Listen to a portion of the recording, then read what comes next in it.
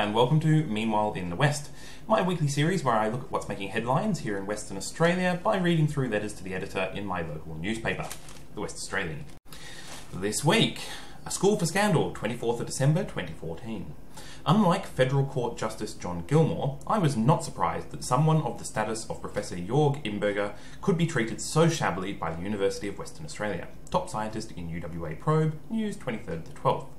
The presumption of innocence and any sense of fairness or basic decency seem to have no role in corporate decision-making in Australia. The university is acting like any other corporate behemoth, totally lacking in compassion or respect for human dignity. Complaints should be taken seriously and investigated thoroughly, but I'm ashamed to be a graduate of an institution that treats its people with so little care. Paddy Hanrahan, Floret. So one of the top academics at our probably most prestigious academic institution here, the University of Western Australia, has been suspended, and he then took his case to the Industrial Relations Court, and that's what this is responding to. Now, what the case was actually about is he was sent a letter by the university noting that he was, from that point, suspended on full pay and wasn't allowed, I think, to return to the university until an investigation had been done. The allegations detailed in the letter were not detailed in the letter. All that was said was that several of his ex-students, I believe, had alleged breaches of the code of conduct, and that was it. And so his case in the court was that it seemed that a breach of procedural fairness, that he was notified only by letter, and in the letter the allegations weren't actually explained to him, that it was some sort of vague, sort of just breaches. And that's what the case was, and that's why the judge was surprised. And on that, I probably have some sympathy for the man. I think that if you are going to suspend somebody, simply sending him a letter is probably not really the reasonable and compassionate thing to do, especially for somebody who is, yes, as you so rightly point out, assumed to be innocent in the eyes of the law. And secondly, that it's probably worth giving a little bit more information than simply breaches. The suspicion, what comes to mind, of course, from people hearing the story, is that these must be allegations of sexual impropriety and possible sexual misconduct with students, and quite possibly sexual harassment or non-consensual sex, rather than just conflict of interest type sex. But all of that is pure speculation, and I think that in a letter it should be made a little bit clearer what the breaches were, or at least what section of the code of conduct, which apparently it wasn't. That said, if indeed that is the case, that several of his ex-students had accused him of sexual impropriety of sexual harassment, I think it was an entirely reasonable stance to suspend the person on full pay. That's a fairly reasonable part of most corporate sort of processes, is that you don't allow the person to return to their workplace. This is for a few reasons. Firstly, in case that there are ongoing issues, if there are ongoing victims, the company, or in this case a university, has a duty of care to all of his current students, that if there is ongoing issues, that they prevent that from sort of happening further. And so an immediate removal of him from the workplace is a absolutely fair thing to do, especially since he's on full pay. The other thing is that the possibility that there are documents or some kinds of materially relevant records in his workplace that would be useful to the investigation. And so if somebody has been accused, you don't want them to be able to have access to, say, their emails, to their work computer that may contain emails or other things like that, which might be pertinent to the investigation. So while the investigation is ongoing, you don't want them in their workplace. That to me doesn't seem like a completely terrible thing to do, even if this guy is innocent.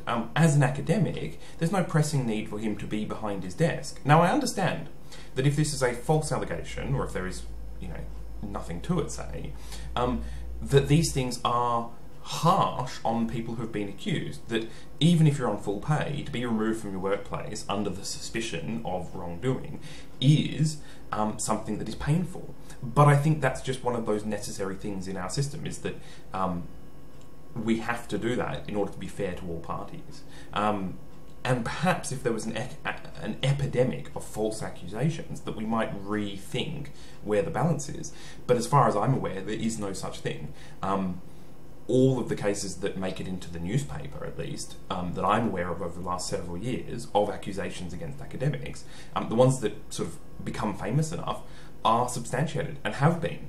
And we've had a number of these, not necessarily at UWA, but at other academic institutions. And so I think it's only fair that the presumption, right from the start, is that there's probably something to it, and an investigation is necessary, and therefore you need to take the steps in order to do the investigation. And I don't see this as a particularly witch hunt. Yet. It may well turn out to be, but based on the information we have so far, seems like it, is proceeding with the most fairness, but a lack of human decency in that they didn't speak to the person personally and didn't give more information than perhaps they did. Next up, Top Heavy Regulation, 24th of December 2014. The letter about the lady sacked from a Pilbara mine site for having a topless swim, the Blue Billabong, letters 19th to 12th, highlights how unfair our workplace health and safety rules have become. Safety is a necessary and vital part of the workplace, but modern regulations have become so strict and pedantic that they are unusable. We hear how Australian job sites are unproductive, but this is only because we spend all day complying with trivial regulations and little time actually doing the job. David Cotterill, Australind. I suspect that this person is using this issue as an excuse to push their barrow about health and safety. As far as I understand it, the woman who was sacked was not necessarily sacked under workplace health and safety regulations, but rather under professional conduct regulations. The backstory is that apparently, and because this is only based on one letter that was written to the newspaper, a French traveller who was working at a mine site, presumably on a temporary basis, in her off time, and so had decided to go swimming in a local waterhole, a billabong, and had done so topless. This had breached the professional conduct standards expected of people on, presumably the waterhole was on mine site property, or that you're sort of on site even when you're not on duty, and therefore it breached their professional standards, and she was sacked. And the person had written this into the newspaper to complain that this was, political correctness gone mad. So firstly, I don't think it was health and safety. The only health and safety I can think of that would be covered here is issues about wearing the appropriate clothing, protective clothing, while you're on duty, or in the mine site in general. And we have got grave concerns here about things like skin cancer. So most people, when they work, if they work outside, especially for large organisations, there are rules on what you have to wear, and you have to wear things like hats and long sleeve shirts. And that's because there is a huge rate of skin cancer here, and it is a preventable killer of many people. And so many large organisations do have health and safety rules that basically state that you need to be protected from skin cancer. And so being topless would be in contravention of that. Now, that aside, as a professional conduct, I also think there's something to that. Now, I have some sympathy if you come here as, say, a French person, and what limited understanding I have of French culture, that it could well be that being topless in France is considered quite differently than being topless here. So I have some sympathy if you come here and this is a culture clash and you end up losing your job because you've done something that was culturally appropriate in your homeland that is not culturally appropriate here. And perhaps there are better ways of dealing with such things. And I don't know the backstory through this because it was just a letter to the editor. That said, I still don't think it's appropriate for people to be topless at a job, at work. And I think that's a fairly reasonable expectation that organisations have, that women shouldn't be topless, and probably men too, although to a lesser degree, shouldn't be appropriate on the job. This is not conducive to a professional atmosphere. I myself, as a heterosexual man, do not find it comfortable to be around women who are topless. This is partly because I'm sexually attracted to women, particularly topless women, and I don't want to be sexually attracted in that way to my colleagues and co-workers. I don't think that particularly helps. So as much as I like topless women as a general statement, I certainly don't want to see that in my workplace. And many other women, so it's not just women who benefit from having rules and regulations about not being topless in the workplace or having appropriate conduct. It's also the other men. Men just tend to speak out about it less. There we go. Next up, killers are killed, 26th of December 2014. Those against the killing of tagged sharks should remember that if a dog, bull, pig, or any animal, tagged or untagged, kills a human being, it is normally put down. We put animals, including sharks, down every day for eating, wearing, and and making into shoes. So what is the difference? Herbert Daking, Kingsley. Well, there are several differences. So we'll have more letters like this coming up soon because there was a deadly shark attack just as the newspaper went to press today. So I'm sure next week we'll have a number of letters about shark killings. Backstory to this is that we have shark attacks here in Western Australia, and a number of people lose their lives usually every year. So usually sort of 2 or 3 a year lose their lives. Over the last couple of years, or last year or so, the state government has been using drum lines, basically putting out baited lines to catch and kill large sharks. Now, the problem with this is that great white sharks in particular are an endangered species. We know very little about them, and we know that they're sort of the way they sit within the ecosystem, but we do know the numbers are low and that they're very vulnerable. And so there's this back and forth. Now, the objection to killing sharks comes from several things. So firstly, they're endangered. Secondly, for all of their numbers, they result in a very small number of deaths. 2 to 3 people a year is not a large number given the amount of people who use the beach here in Western Australia. The beach is pretty much a way of life for a lot of people, and there are a lot of people in and around water. Thirdly, most attacks, as far as we can tell, on the limited evidence and understanding we have of great whites, are accidental killings. As far as we can tell, it's not like that myth from maybe Jaws, where you have a shark that gets a taste for humans, who then goes and chases and kills humans deliberately. As far as we can tell, these are isolated incidents where a shark is confused and mistakes a human for some other kind of prey that they're actually interested in, bites them, and then leaves them to die because they're not actually interested in eating people. And so, all that said, there's a big difference between a dog or a pig or a bull that kills a human. And the reason for it is this. When a dog, a pig or a bull does it, there may be a suspicion that they're going to go on to do more. That whatever the particular circumstances are of that death, that whatever triggered it, and the dog might be a particularly violent dog, say, there is this suspicion that it will put further people at risk, and therefore we put it down. With sharks, we're pretty sure, based on the evidence we have, that's not the case, that sharks simply don't work that way. The other thing is that none of those species are protected or endangered like sharks. So if we kill a dog, a pig or a bull, we are not putting the population of their species at risk, far from it. The other thing is, with those dog, pigs and bulls generally, is we can be fairly confident that we're killing the one that actually killed the person. So when there was a pack of wild dogs on Fraser Island over in Queensland that killed, they killed a few people over a period of time. They culled all the dogs. They were fairly confident they got the dogs that were killing the people because it was an island and in general. And that's not the same with sharks. The sharks that were being killed by these drum lines, there's no guarantee and there's actually no good reason to suspect that they were actually the sharks that were potentially putting people at risk and killing them. In fact, the only way we could be sure is if we were making a particularly significant dent in the shark population in general, which would be completely contrary to our ideas of conservation. Now, that idea about the fact that we eat, wear and make shoes out of animals is true. And generally, it's accepted that we only do that from the animals which are not endangered, and generally ones that we have domesticated particularly for that purpose, and that we raise and keep as humanely as possible for exactly that purpose. Sharks are very different in that regard. We don't keep them for that purpose. And in fact, shark fin, for shark fin soup in Asia, has long been condemned in Australia as being a fairly barbaric practice. The other thing is that just like elephant tusks, we accept that when a species is endangered, we shouldn't be doing that. We shouldn't be killing them for our entertainment or for making into shoes or eating. And so on this case, sharks are very, very different from other animals that kill people. Next up, food for thought, 29th of December 2014.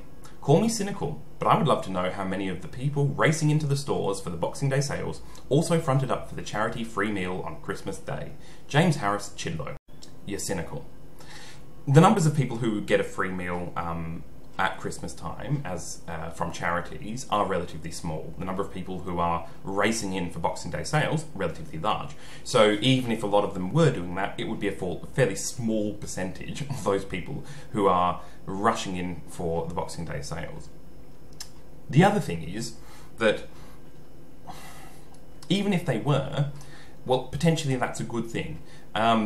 If I was a poor person who was struggling to get by on charity, it might be a reasonable piece of household budgeting to wait and buy things in the after Christmas sales rather than before sales in Christmas. That would be a good time to go and purchase items that my household needs. If I need a new fridge, certainly waiting till the day after Christmas would allow me to buy a fridge for much less than I otherwise would. And therefore, if I am poor and reliant upon charity, it might actually just be a sensible financial move to go shopping in the post-Christmas sales. But, you know, poor people can't be reasonable. And they're all sponges, because they're poor.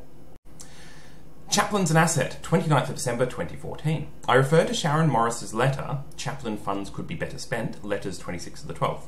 I can only imagine the frustration and struggle it is for her with two special needs children, as I have not experienced it. However, it should be emphasised that chaplains also cater for children with special needs. And chaplains are not there in a religious role, but as trustworthy and trusted people who are trained to relate to those students who have nobody else on whom they can offload. In times when sadly teen suicide is all too prevalent, they may be able to be the light at the end of a very dark tunnel for even one person. And choosing to be agnostic is a personal choice and as such should not be the deciding factor in allocating budgets. Lynette Dykstra, Tapping. Oh, there is so much wrong here. So, this is responsible letter which is about the ongoing issue of chaplains in schools here. So we've had this fairly ridiculous situation here. The federal government, under the Conservative government of John Howard, instituted a program where they would fund state schools with some money from the states to have chaplains in schools. This was part of the Conservatives' push to get sort of religious, conservative family values back into society.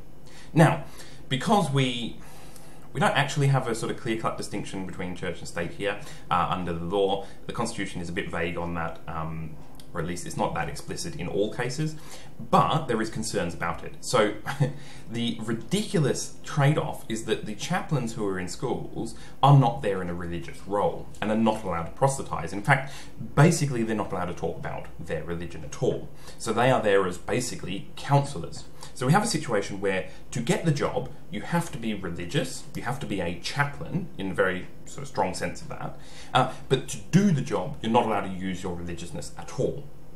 Now, there's been a lot of argy-bargy about this, and there's been some High Court challenges, but essentially it's basically it is completely legal. There's no constitutional issues there,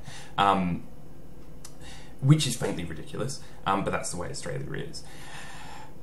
What's happened recently is the federal government, under the now Conservative government, have got some money issues and decided to pull funding. That means that the state government's funding is not enough to keep them going, and the state government has decided that they're going to ditch the program.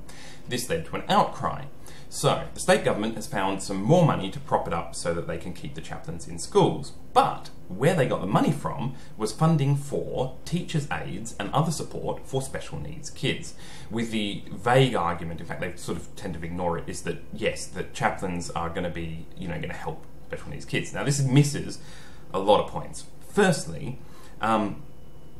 chaplains help special needs kids. That's right, they help all the kids, but they help them as counsellors. And what these special needs kids, or what the money was originally for, and the money they're going to be taking away, is for things like teachers' aides who help special needs kids to learn.